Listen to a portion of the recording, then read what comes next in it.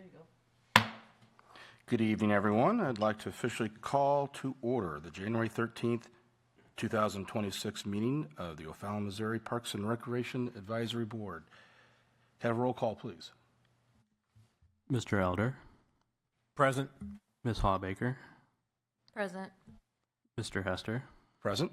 Mr. Kester. Present. Ms. Williams. Present. Ms. Wilson. Present. Councilmember Roth. Present. All right, we officially have a quorum. And with that, we will do the Pledge of Allegiance. Jim, would you lead us, please? I pledge allegiance to the flag of the United States of America and to the republic for which it stands, one nation, under God, indivisible, with liberty and justice for all.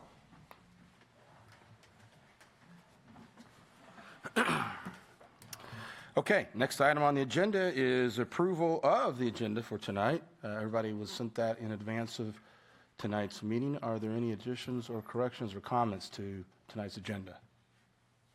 Hearing none, do I make a motion to approve those? Wilson. Wilson, do I have a second? Williams. All in favor say aye. Aye. Anyone opposed? Okay, the meeting agenda is official and has been approved. Next item on the agenda is approval of the minutes from our last meeting, which was in November. We did not meet in December due to the holidays and other activities.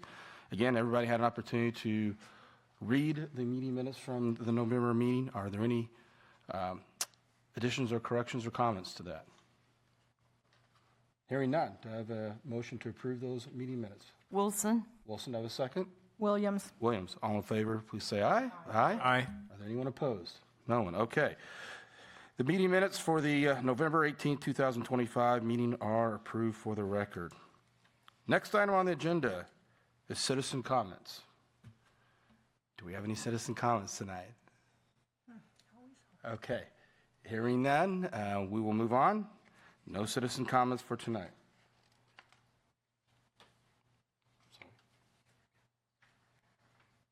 No, I just did that. Okay. Yeah, just did that. But thank you. All right, moving on to the agenda is the divisional reports, and we'll start with the Parks report. All right, good evening, everybody. Who's going to do that? I'm here for Bill tonight. So again, my name is Jeremy Wolfmeyer, in case you didn't remember. Just want to kind of cover some things we've been doing in December. We're currently recycling the Christmas trees. That'll continue through January 20th. That's down at Sports Park and Westoff Park. Westoff Park is a change this year with what's kind of going on up at Ozzie. We have or had 2 full-time park maintenance worker positions open. We've got 2 offer letters out, so hopefully in January I'll have some nice pictures of the 2 new employees to kind of show you. But that's been good. We had a good round of interviews in early January. Let's see here. Carshoe Field, just want to let you guys know the playground surface up there is kind of outdated and was showing a lot of wear, so we've currently had that removed. We're going back with synthetic turf, which I'm kind of excited about. It's a synthetic turf for playground surfacing, of course, but it'll kind of match the fields. I think that'll look pretty nice. And let's see, Ozzie Smith Sports Park, just kind of an update there. If you've driven by, it looks pretty similar to probably last month when you drove by. So we did reach out to the contractor today just to kind of get an update. Although you may not see its progress, they put a massive wall in, or a massive road in to get all their equipment in, all the concrete trucks, things like that. So that was some pretty good advancement. That kind of hugged the tree line there across from Learning Lodge, but on the Ozzie side. So they're gonna be keep checking. They are a little bit concerned with getting the concrete trucks in there still with how wet things are. So that's something they're monitoring. They reassured us today there was still plenty of time to get the project done. There are the other, you see A and B where all the action's been, and then C through G. Not much, but they don't want to open that up too soon until they can do the work, because once you start pulling that dirt up, that just opens it up to the elements and can put them further back. So we are in communication with them. Our staff, there's some foul poles that are getting refurbished. We pulled those out. Those are in a shop getting repainted right now.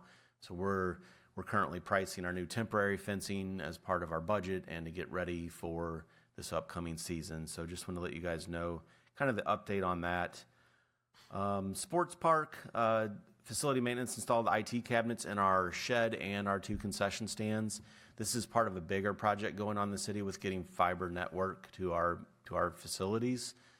So there's going to be fiber going in at Ozzy, which is really going to help with connectivity and keeping concessions up and going. And this is happening at Sports Park. Currently, Sports Park has zilch for any kind of network in it. So this is going to help with connectivity for what park staff do in there, concession staff, security cameras, security locks, all those things. So that's going to be some big improvements down at Sports Park. You won't really notice it, but it's going to be helpful for us. With that, our irrigation system is going to be put on this new fiber so we can kind of control it from mobile devices, things like that. So that's another big benefit. And then also at Sports Park, we kicked off our 6-year plan to start replacing soccer goals as part of our 5-year CIP. It's going 6 years because we're spreading it out a little bit. But we did purchase our first set of goals. So you're going to start seeing newer goals down there. What's nice about these newer goals, they're going to be more movable. So when the turf's getting worn in one spot, we can adjust the goal forward or back, side to side, different things like that to keep the turf, the natural grass, a little bit more evenly worn. The staff are really excited about that. We get excited about the small things. Westoff Park, there's a picture of Tyler Fennywald. He was recently promoted to park maintenance crew leader for that park.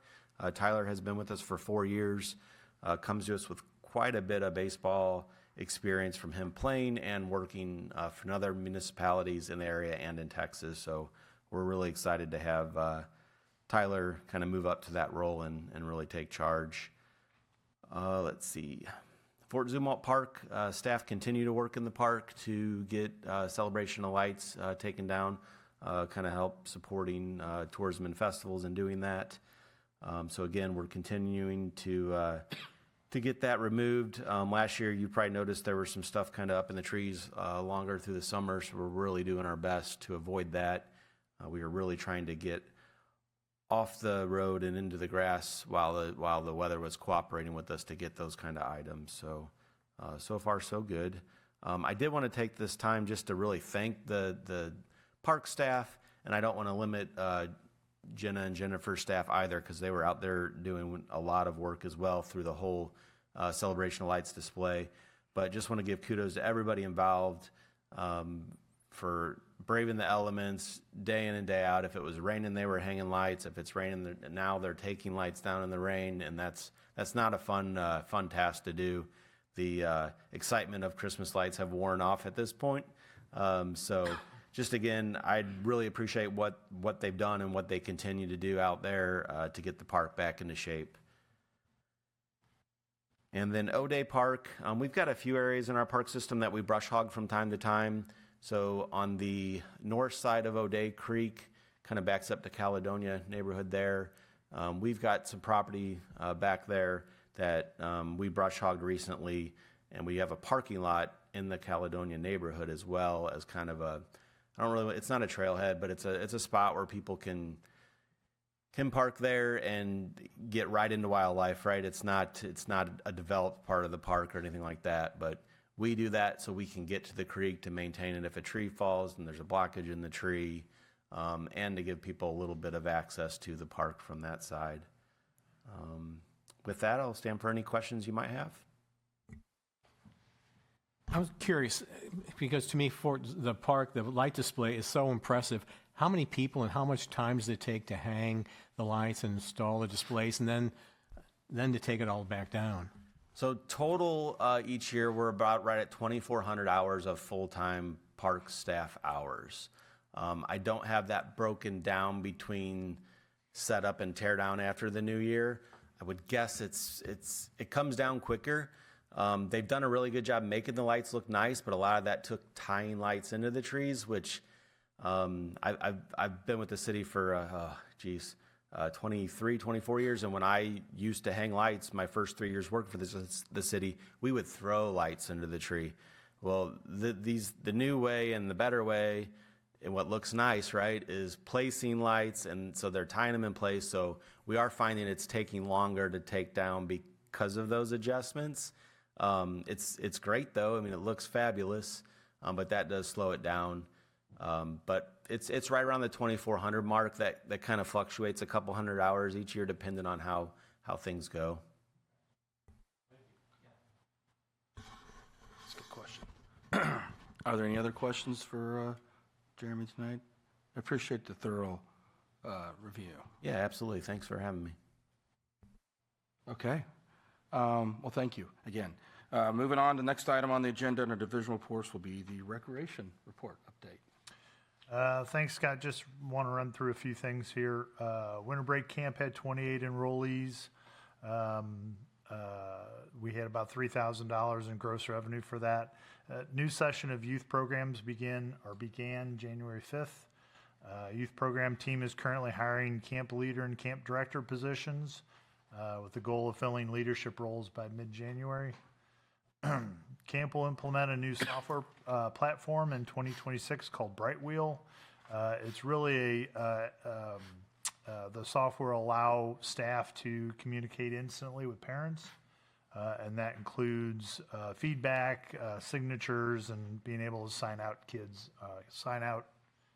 kids in and out digitally. Tourism Festival team is working on ways to incorporate the America's 250th birthday into HFF this year. Staff's working on new marketing contracts and came up with a theme for 2026 marketing of Generations of Play. The concessions team is working on filling staff, including supervisors, concession workers, and birthday party hosts. Registration for adult softball began January 5th, and that's for all 3 seasons that we do. January session of Big Shots basketball is completely sold out, and we've already filled in 13 of the 20 slots for February. And then we also have 26 students registered for the 3 sessions of volleyball clinics that start this month. 10 participants at the Cozy Winter Social in December at the Renaud Center. Had some great feedback. They enjoyed the activities and liked the event setup. Dine and Discover had 14 tickets sold for the best Christmas pageant ever. Staff's kind of looking at ways to maybe provide more value to that program so we can increase those numbers. The athletics team recently finalized tournaments for every weekend in April through October 2026. Additionally, there's a weekday regional tournament that we had last year. We'll do that again this year. And then also a weekday national invite-only tournament, which is also secured. Front desk staff's begun testing new check-in processes for fitness classes so they can have a better idea of class popularity and track attendance patterns. That's all I have. Thank you, Craig. I appreciate it. Was that information provided in the packet before the meeting? No, it was not. Okay, I was trying to find it. I apologize. I was just thumbing through the packet. So when it's not, do we get it added later just so it's there for the record?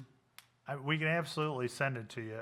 John's the one who puts this together. I'm not trying to put him on the spot, but he's the contact.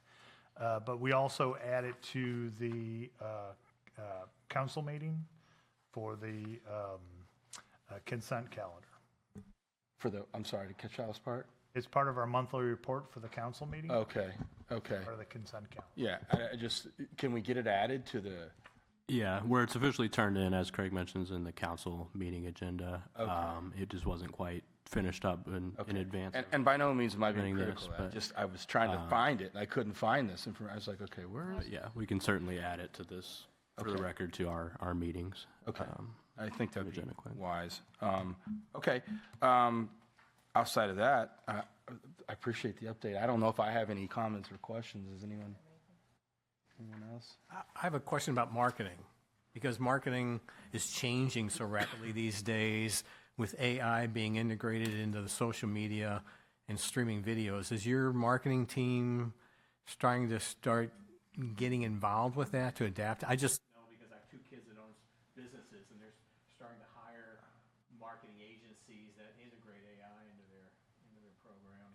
So our marketing team is Kristen. So we don't have, and she has a lot of responsibilities, including marketing. I'm not trying to, she does an excellent job. She is looking into AI.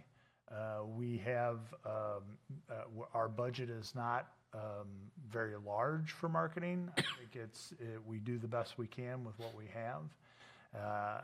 But we've looked into it. I can't say we've really delved into it as much as we have. The city actually, Jason Adams, who's the IT director, actually is right now putting together a group of employees just to look at AI and how it can help all of staff in the city. And we're a part of that as well. So I can't say we really have dug in very deep with that, but it's something we're definitely looking into and trying to understand how that can help us. Okay, I was just curious because I know there's some AI companies out there who their focus is working with government entities, so rather than private enterprise. So Good question. No other comments or questions? Okay, appreciate it, Craig. Thank you. And then the last item, of course, under the divisional reports would be the tourism and festivals. So Jennifer's left me with like 3 pages of numbers. I saw that. So I don't know if we'll go all through that, but I do want to touch on some points that I think are important. And the first couple sections are based on celebration of lights and ticket levels and that sort of thing. Drive-through admission for celebration of lights was at 10,388 cars. The stroll basically was sold out for 3 nights. The total tickets that we sold for that was 25,572 tickets for celebration of lights. That does include holiday stroll. And just to mention it a little bit, we haven't really dug into what this really means or anything. I said 10,388 drive-through tickets. Of those 10,388 sold, 881 of them were not scanned. So there's quite a It's few. almost 10%. Along with that, on the holiday stroll, my math isn't very good, but there's about 1,600 over the 3 nights that were not scanned. So 15,000 tickets sold, and basically about 1,600. Over 10%. Scanned. We did have Sunday night. I know Sunday we had 781 of them not scanned, but it was weather-wise. It was a pretty tough night. People just elected. So can also say the flu has been going around heavy during that period of time. right. So out of the 22,728 tickets that we sold, 2,844 of them were not scanned. Wow. Craig, do you know if that is basically similar to what we've seen in other years, or do you think that was higher this year? I don't really know, Teresa. I know we spent some time working on the tickets that were not scanned last year just to try to get an understanding of why that might be the case. I think this is a little bit higher, but that's a little bit of a guess. So it is a little intriguing, so we'll spend some time this year too trying to just get an idea. And, like I mentioned, with holiday stroll, a lot of times you can just base it on the weather. So anyway, yeah, I'm not sure how that matches up to past years. Will we be able to get a comparison maybe next month or sometime in the next couple months? Love to see it. Absolutely. I mean, according to the report, we had about 328,000 in gross revenue from. Absolutely. I might see if I can pull it up real quick on my laptop, but Just if we're not, all we'll curious, right? definitely Where put we something stood this together. year compared to. No, absolutely. Well, and that's a lot of what we do with our numbers is just compare them to past years just to try to get an Right. understanding. And using Ticket Spice for Celebration of Lights, and we use it for the premier parking at HFF, and we use it now for our O'Fallon Theater Works. This is the kind of data we get, and it's not terribly in depth, but it gives you a lot of good numbers that you can kind of play with and just get an idea of some trends and that sort of thing. So yeah, absolutely, what I'll do, I'm looking at John because he's writing it down for me. What we'll do is we'll get you the past 3 or 4 years and just kind of show what any. It seems like that number's gone up, which is, I hope that's accurate. That's good Yeah. for everyone. And then I wanted to just mention the best Christmas pageant ever. It was a great production. I think the actors and the director, they did an excellent job. But we sold 1,254 tickets. Of those tickets, seniors 55 plus were 30% of those tickets. The next group was just general admission, and then junior, which is ages 3 to 15, day of was 17%. So they were the third group, which I thought was a little interesting. So out of the 1,254 tickets, that gave us revenue of 19,456. And that includes Dine and Discover, which, like I mentioned, there was 14 of those. But the 19,456, if you remember last year, 6 did very well. The summer production, 6 did excellent. And then Scrooge came along and took that over as far as the number. And then, so this is the third highest in the past couple of years of some really good productions. And then just to finish some things up, theater renovations, the master plan's completed.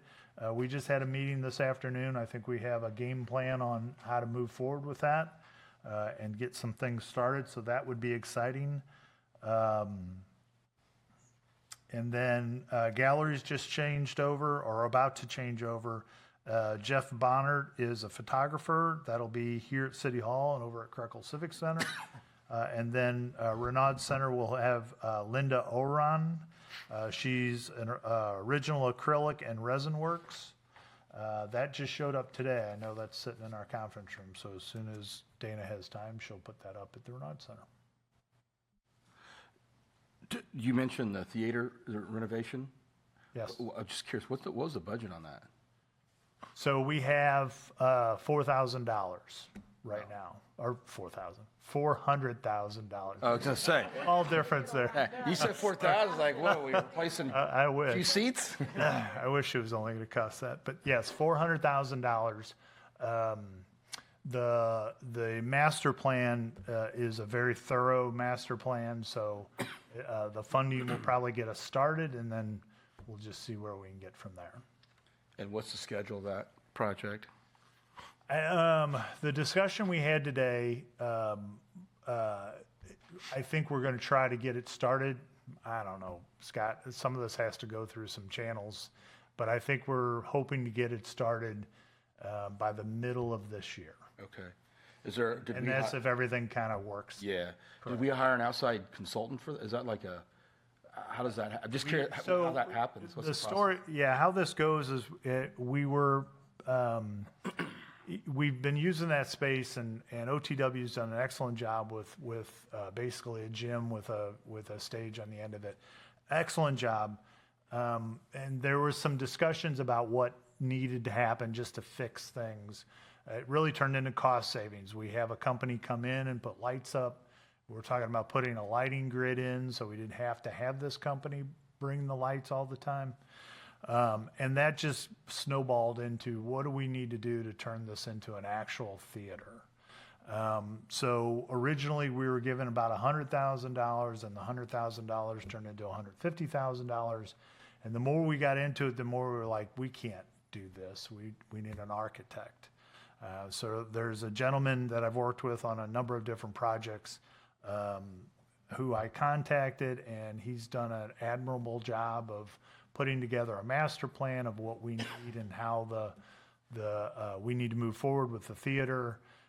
And so we've kind of been working off that. And like I said, the money just kind of, we've been finding, you never find money, I guess, but we've been able to reallocate some money to put toward the renovation in the gym, or in the theater.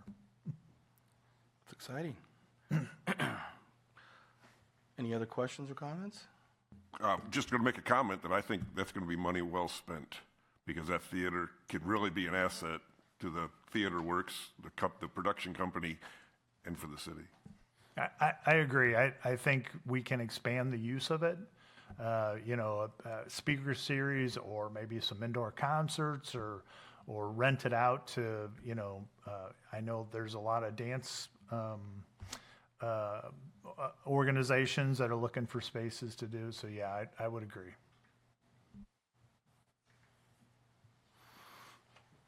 Okay. Was that the completion of the? Okay. Thank you. I appreciate it, Craig. Okay. Next item on the agenda is old business, and we actually do have an old business item here, community libraries. That would be me. I haven't gotten very far on that. I do have an appointment to go to, I still need to get, Bill and Craig, I guess I need to get your permission to proceed, but I have an appointment to go talk to the Boy Scouts in February at one of their meetings to see if maybe we can ask them to make this an Eagle Scout project, where they would basically just build our libraries for us, and then the only thing that we would do is provide the books. And I have a contact at the library that I've been talking to her about that. She really liked the idea. She's done it before for some other groups. So, but we haven't gotten very far in our discussions on that. So the only thing I really need from you guys is, do you want me to proceed with meeting with the Boy Scouts to see if that is something that they would like to take on as an Eagle Scout project?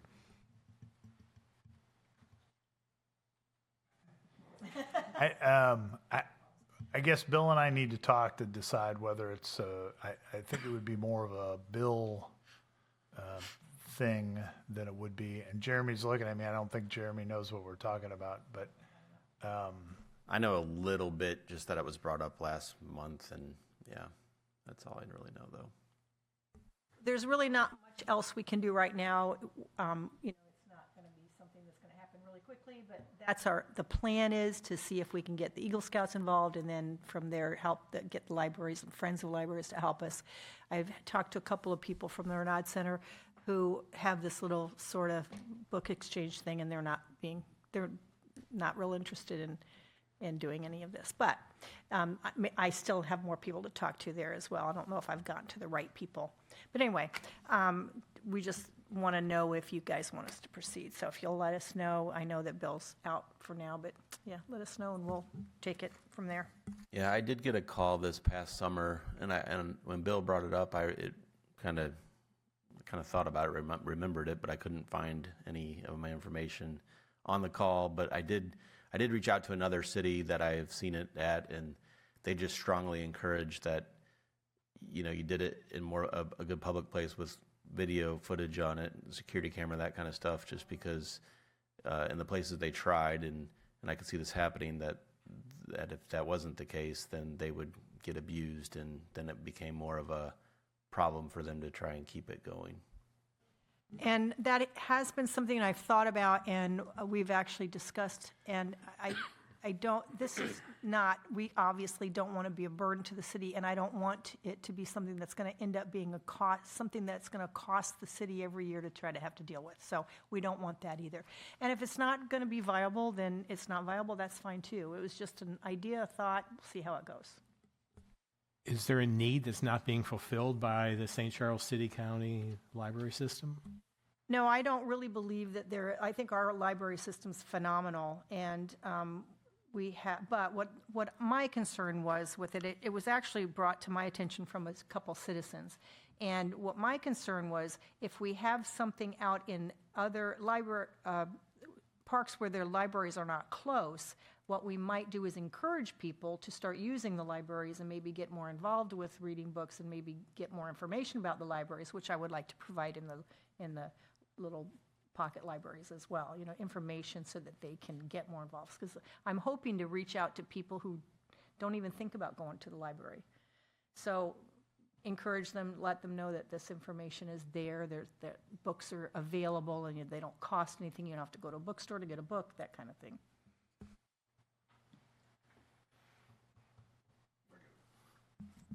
Would that be something that staff would have cameras in the parks? Would that be the first criteria? That if there is an existing area that is covered by cameras, we could look at maybe putting a library there? That's all I'd say. Yeah, that's something we can kind of identify and see if there's locations that we'd recommend and kind of go from there. But yeah, like I said, I heard a little bit about it, so it is probably something Bill and Craig need to discuss a little bit further and kind of make a decision and kind of go from there. Teresa, is this intended to be a mobile sort of, or is it there 365 days a year? And Correct. okay. It's kind of like, have you ever seen in like a subdivision community, they have like a little, somebody in front of their house has just a little, tiny little box that you have maybe 5 to 10 books in. People would come and put a book in, take a book out. Okay, That type of thing. I see. Okay.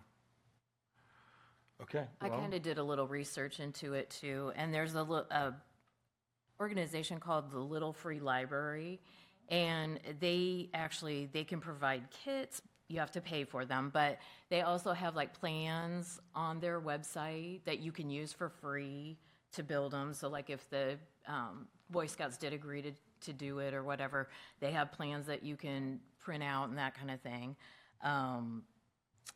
They also have different blogs and websites and things that like discuss some of the problems that people have had maybe and how they prevented it or what they did about it, different things like that that might answer some of our questions too.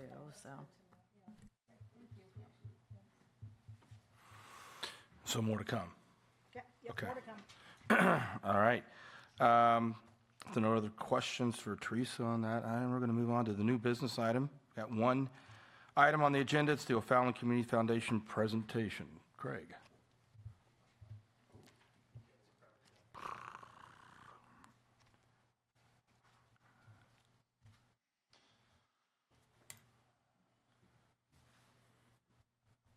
Okay. I know you've heard me mention a little bit about the O'Fallon Community Foundation. I'm actually a board member, have been for, I guess, 2.5, 3 years now. And there's been a lot of changes with the O'Fallon Community Foundation. It's been around for a while, and I just wanted to spend a little time to kind of discuss, what do I got to do?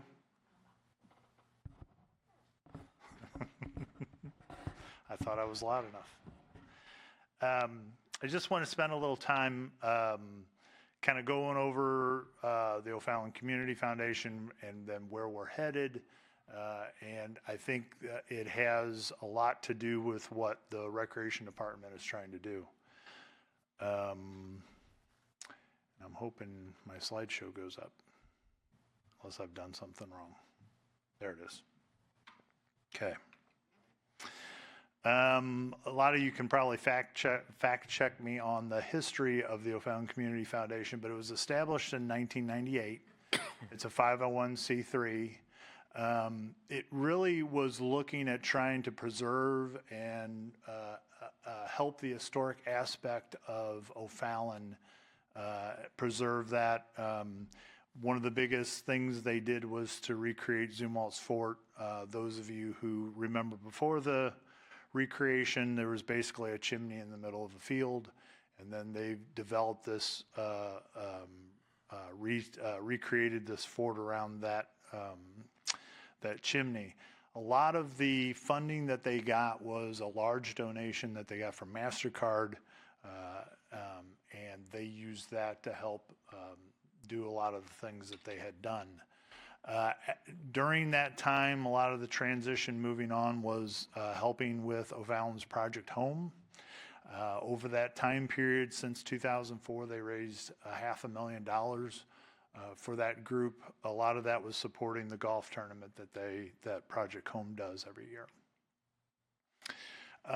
So it got to a point where the members kind of had done a lot of stuff. They were very successful for the past 20 years, had done a lot of things, but really didn't see a clear vision of where they wanted to move forward. Most of the board members had been around for 20 years, had put a lot of work into this, and there was a lot of discussion about disbanding the O'Fallon Community Foundation. During that time, the past 5 or 6 years, I was looking at trying to create a foundation to support the recreation department. The police department was looking for a foundation to maybe help some of the things that they were doing.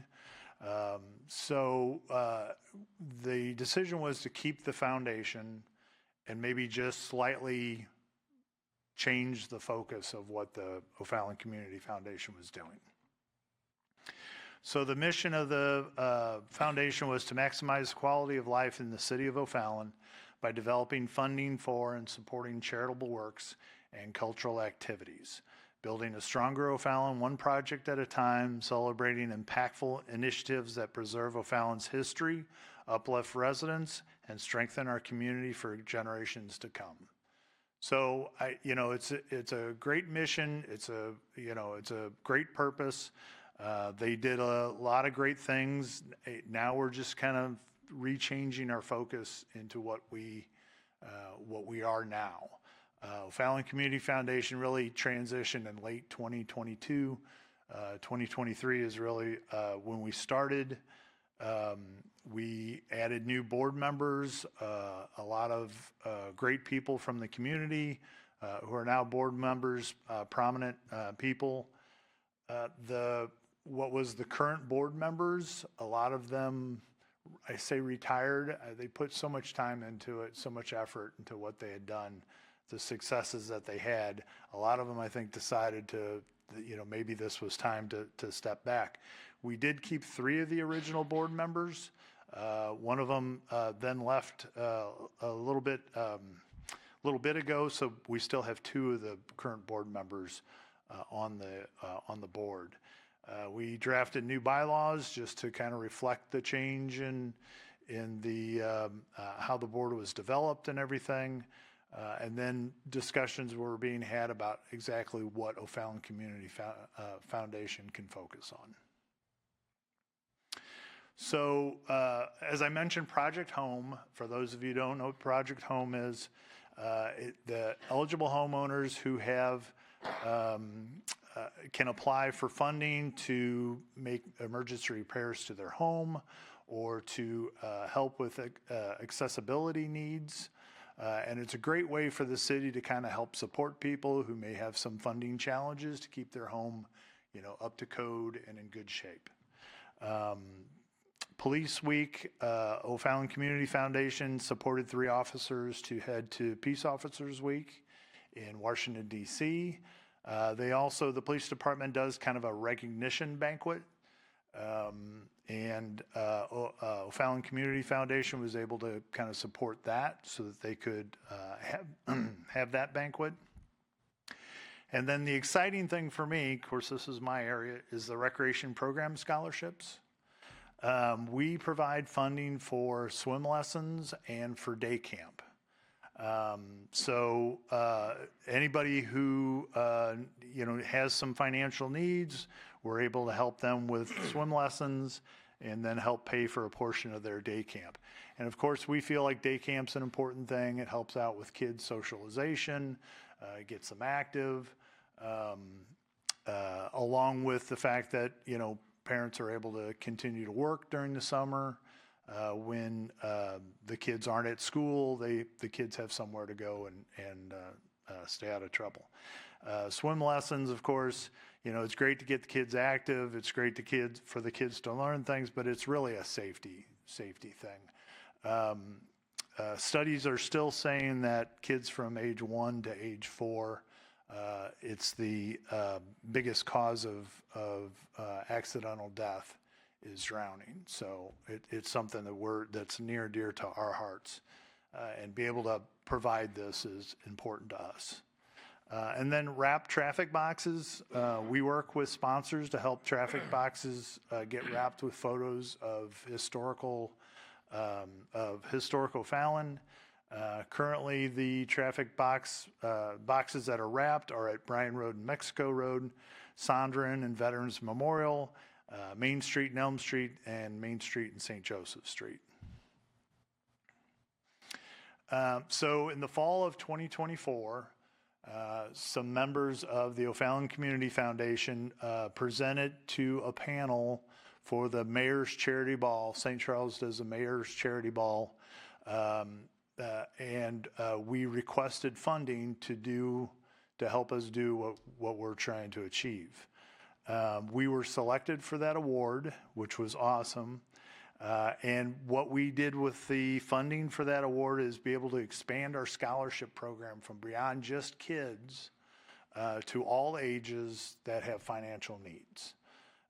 They have to be O'Fallon residents, but in 2025 we received the funding, and then I wanted to show you just the video presentation that we had for this. I thought it was, unfortunately I'm in it, but I thought they did a great job with it. The mission of the foundation is to maximize the life of the residents of the city of O'Fallon. We do that by raising money and by working with charitable causes and cultural activities. Project Home, the police department in O'Fallon, and then we have a scholarship program we've designed to help some people in need with camps here in the city. O'Fallon Community Foundation represents the good in the world. It's people helping people. It's individuals seeing the need and responding to it.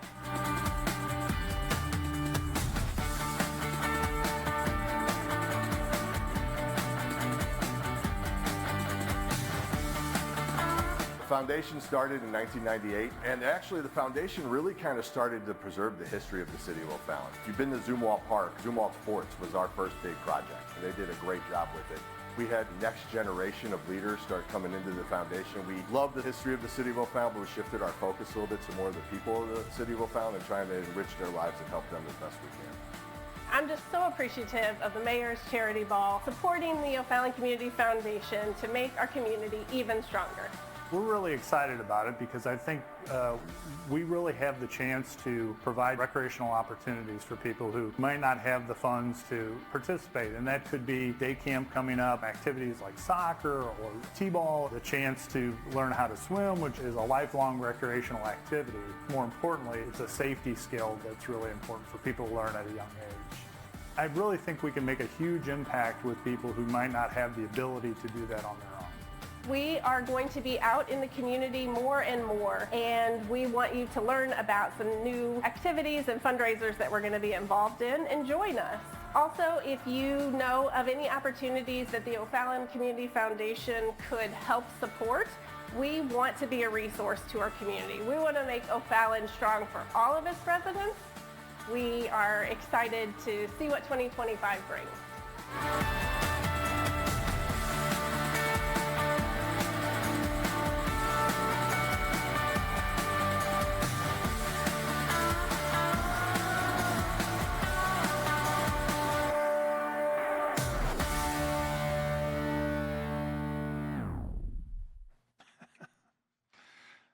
So as I mentioned, this gives us the opportunity to expand our scholarships. And this is one of the big reasons I wanted to bring this in front of this board. But we're going beyond swim lessons and day camp. We're providing funding for aerobic classes, for we were talking about the programming that we have and just what we should have offered for the scholarship. And really it came down to the point where it's easier to exclude what we don't want to provide. And I'll do that. I know that turns it into a little negative note, but we're excluding trips and tours, rentals, daily admission, birthday parties, ticketed special events. So really any of the programming we do, dance classes, aerobic classes, we've got a lot of water aerobic classes up at the Renaud Center. Pretty much anything people want to do, and they have the financial, they don't have the financial ability to do it. We want to be able to provide that for So it includes all ages that fall below the 185% poverty level. And then applications are available online on the Renaud Center website, or also on the Parks and Recreation website, or you can just stop by the Renaud Center and we'll hand you an application. You can fill it out. And then I just wanted to talk a little bit about what we're doing as far as fundraising. Since the realignment, we've done some 50-50s at our jammin' concerts. We've had a couple trivia nights that we do 50-50 raffles for. We have had some private and business donations already. The O'Fallon Community Foundation, one of the board members is Kathy Duck, who is the executive director for the chamber. So we are kind of, I say partners, they do all the work, but we help out with the O'Fallon Rail District, and with that we share some revenues for that. The mayor's charity ball, of course, and then we have some upcoming plans for some other fundraising opportunities that we're looking at. Future plans, the arts is something that we really want to work toward. We have some plans to support that. We've been meeting with, in the fall, we met with the Missouri State University Foundation just to try to learn a few things from them.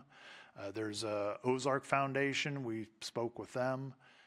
Next month, we're going out to Jeff City to talk to Missouri Department of Conservation Foundation. We're just trying to learn some things. Some of us are new at this, so we're just trying to figure a few things out. We're supporting some ongoing recognition projects that O'Fallon's doing. And then we just want to continue to support the areas that we currently are supporting. So that's what we've got going on.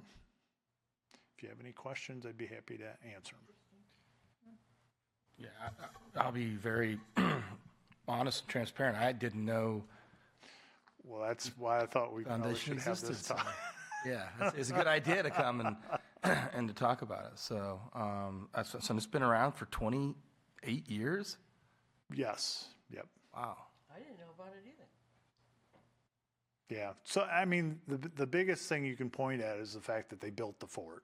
Yeah. You know, so that was really the big Is that why it was project. established originally, to get that done? And then, Yep, and that then was one of the main pushes, yeah. and there was a legacy for it. And there was a lot of historic things that they were trying to work toward and you know, achieved. But they were looking to disband. You know, I've been working on trying to develop a foundation probably since 2020. So I was actually right on the verge of presenting, I guess, to administration that I wanted to do this, and that's when they were deciding to disband. So it just kind of worked together. So That's fantastic. Yeah, that's great. I'd appreciate continued updates on that, at least, once a year, just maybe. I probably should mention John's the one who like does all the work for this. I should have made John. I should have made him do this, but I did this. Scholarships go. So as Craig mentioned, the applications are available online or in person at the Renaud Center. And then anybody who has questions about eligibility, as far as what programs or like the income levels or anything like that, all of that, they can just shoot me an email or give me a call, and I can walk them through the process and get that approved. Is that completely independent of any other, or maybe a better question, is that the only avenue for scholarships? Or, I mean, I know we've talked about, yeah. So I know we've talked about in the past about. Yeah, so we've talked about, and that was the main reason I wanted to start a foundation, is because we've talked about scholarships. And, and let's be fair, O'Fallon, isn't at a level of poverty, but there is absolutely some need in this area. So that's what I wanted to do. To be able to have the funding to be able to provide recreational opportunities for people, I think is very important. So, once we were able to establish this and be a part of, the O'Fallon Community Foundation was able to pivot. now we can provide this for, and we've had, I would say around 20 kids that have been involved with day camp and swim lessons. We're trying to get the word out as far as, because we definitely think there's some older adults that, might need have health issues, that water aerobics will help them out, or, whatever the case may be. And we're trying to get the word out. We haven't had any yet, but we're hoping we can find those people that can benefit from this.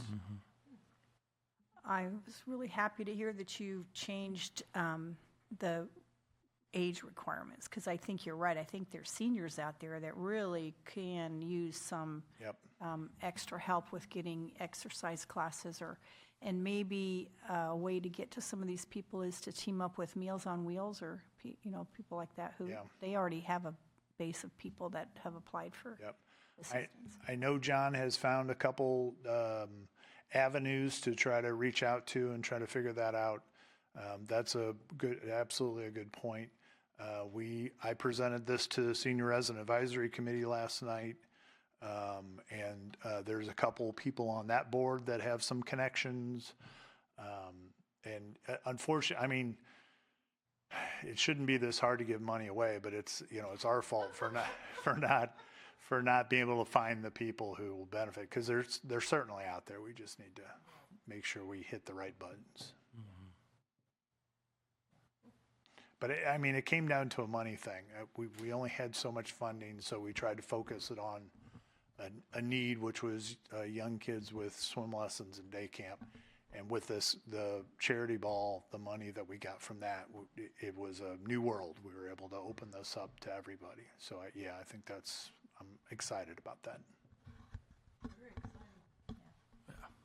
Very good video too. Well-made video. I appreciate you presenting that. Thank you. Any more questions or comments? I just wanted to say that the wrap boxes, I'm glad to find out who did that. I've seen them, and I'm like, oh, that's so neat, and so I had no idea who had done, who had put them out there and stuff, and it's just really interesting to learn that history about the city and that kind of thing. In a very quick, I'm sitting at the light and I can read it. So I wanted to let you know. They are I very really neat, like it. Frankly, we have 50 traffic boxes that we can wrap. So we got 6 of them done. We've only scratched the surface on that. Oh, I thought you said 6. So 4? There's 4. Yeah. They're speedy, Scott. Not even 10%. They're speedies? Yeah, they're speedy, Well, 4's better than 0. That's right. Okay. I go past them every day. So how is that video being used? That's a well-made video. How are you using it to promote the program?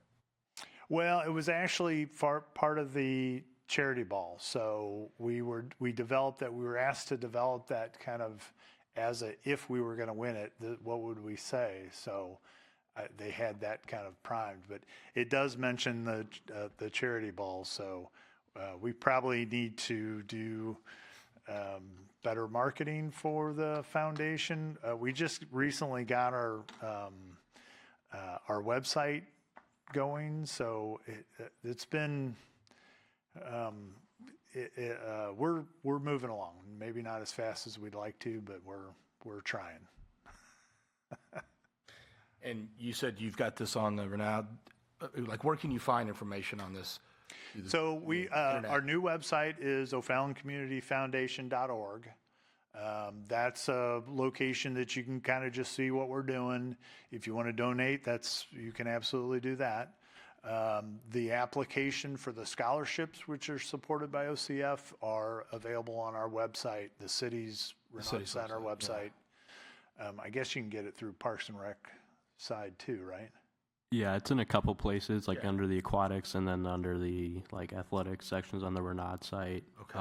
It should be on the Parks and Rec site as well, and then they're also available in person at Renaud Center. And then one other note, just as part of the expanded opportunities, in addition to individual programs, Renaud Center memberships are also eligible for scholarships. So kind of the current amount set is an individual can receive up to $150 per year.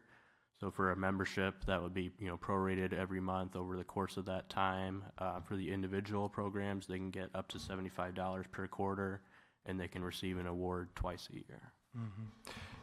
Do the school districts around here ever allow you to promote something to elementary age schools, that they would No. take it home to mom and dad and they would see this?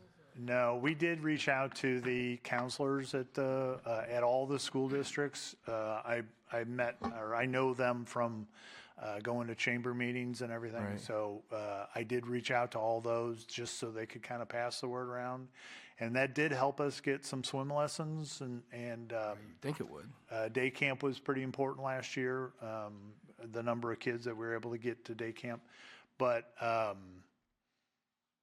So yeah, I think this year, especially day camp, I think we'll probably be doing a lot of stuff, but it's like pushing it past that group, to adults and older adults that may need this. But Right. And it's still been new. We've really started pushing it since the summer, but we haven't had any applications, so we're not sure. So once you get an application, then who reviews them and who makes the decision? I mean, really, John does it. I'd like to say that was my important thing to do, but John does everything. It's who you hire. But he goes over it and just makes sure that they have the need that is required and that they're an O'Fallon resident. If there's any questions, I guess I get involved. But from there, he'll go ahead and sign them up for the classes, so that that whoever asks for that financial help that name isn't spread across the entire office. So it's kind of stays on John's desk, and then they're registered for that class, and then when if they want to have another one, they'll apply the next quarter to see if they can get into another class. And it really, we would take everybody. It would just be a matter of, first come, first serve. We're just trying to, we have a certain amount that we'll allot for scholarships each quarter, until we run out of money, or hopefully we come up with more. Okay, well, again, thank you. It was a good presentation. I look forward to getting periodic updates on that. All right, we are getting close to the end of the agenda here, so next item before we adjourn is for the good of the order, and so I'll open it up for any comments from anyone here tonight. I thought Holiday Lights was fantastic again. That's what always is. I think it's a wonderful thing the city does. I have nothing. Yeah, actually, I don't think I have any, other than the lights. I'm sure we all used our pass to go to lights. I enjoy it every year. It's a lot of fun. So hard to believe it's over already. I think we had a great holiday season with all of the events that we put on for the city, and just one more really successful year. So I was real proud of our city. Any other comments? Okay, well, last thing I would say is to just wish everybody a happy new year, and I look forward to a productive 2026. We are going to blink, and we're going to be talking about, summer activities and July 4th, and, it'll be here before you know it. So if there is nothing else, then I'll ask if there's a motion to adjourn tonight's meeting. Wilson? Do I have a second? Williams? Williams. All in favor to adjourn the meeting, say aye. Aye. Anyone opposed? Meeting adjourned.